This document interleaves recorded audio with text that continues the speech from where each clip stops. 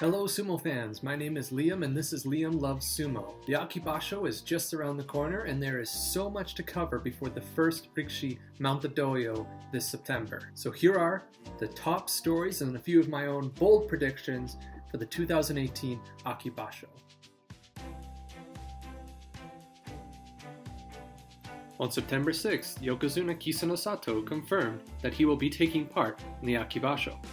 Kisa Sato was perhaps the most active Yokozuna during the Jungyo tour, taking regular practice bouts and Batsukari sessions. However, it's important to remember that the Jungyo is not the same as a Basho where his opponents will be giving it their all. His injured left pectoral is still a major limiting factor to his sumo, and one his opponents will use against him at Aki. There are signs of hope coming out of the Yokozuna Deliberation Council Soken though, as the Yokozuna was able to hold his own against the likes of Goeido in their matches. It looks like Kisa Sato may be adapting his sumo to make up for his physical weakness, and this is very welcome news for fans of Kisei and the sport.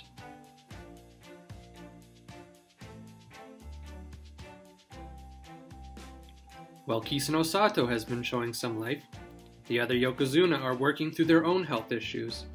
Hakuho is still dealing with several leg and foot injuries that have robbed him of his lower body strength.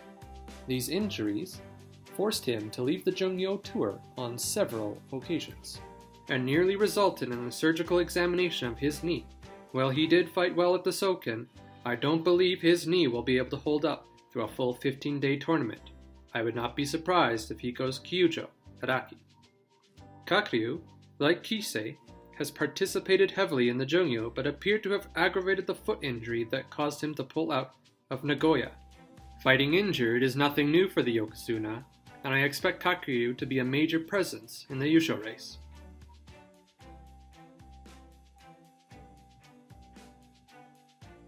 Sticking with the theme of lower body injuries, let's talk about Tochinoshin. The newest Ozeki was forced to pull out of the Nagoya Basho after damaging his big toe, and as a result, he is now Kataban and at risk of losing his Ozeki rank. He did return to action during the later half of the Jungyo tour, but told the press that he is still not at 100%. I have a feeling he has 8 wins in him to hold on to his rank, but whether or not he is a Yusho contender is still up in the air.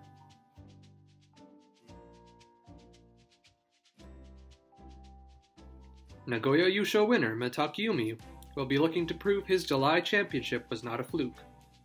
With many major competitors such as Hakuho and Takayasu seemingly injured and out of the way, Mitakeumi has a good shot of taking home his second Yusho.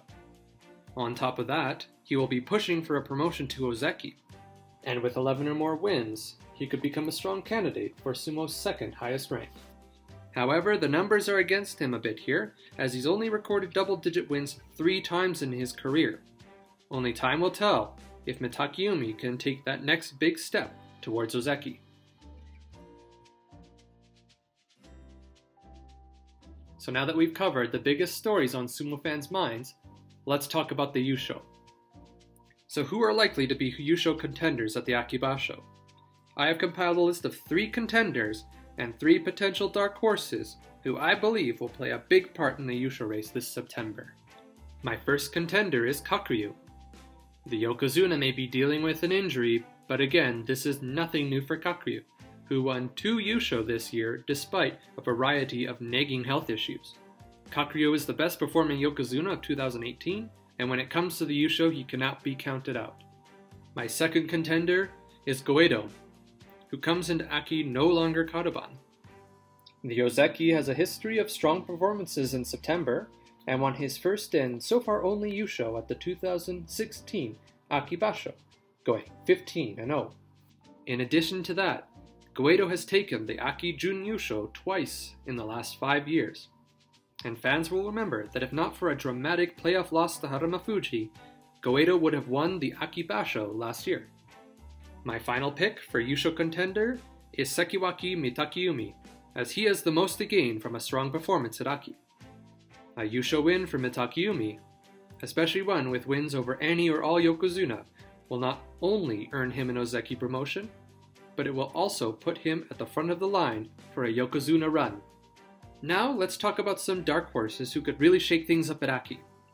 My first dark horse pick is Yutakayama, who out of all rikishi in the top division may have improved the most in the last calendar year. At Magashira 2, Yutakayama will face fierce competition from the Sanyaku, but I think his sumo has grown enough to have a big impact this September. Dark horse number 2 is Magashira 6, Onosho, who fought his way back from injury earlier this year to win the Juryo Championship in May. After returning to the top division in July, he recorded yet another 10-win record. Before going Kyujo in March, Onosho was looking like the next big thing in sumo, and I believe he is ready to make some big waves at Aki. My final dark horse pick was made in a very different way than the first two.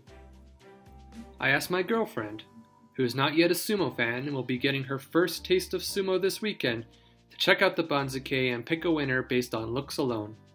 Her pick, based on his solid build and mean look, was Komusubi Takakeisho. While her choice may have been a blind pick, it's a pretty good one. Takakeisho comes into Aki riding back-to-back 10-5 records, and the Komusubi could really shake things up this September. Agree with my picks? Disagree? Please leave a comment telling me who you think will take the Yusho this September. And don't forget to like and subscribe for more sumo news and content. With Aki just a few short days away, I have a feeling we are in for another great basho. My name is Liam, and I'll see you guys soon.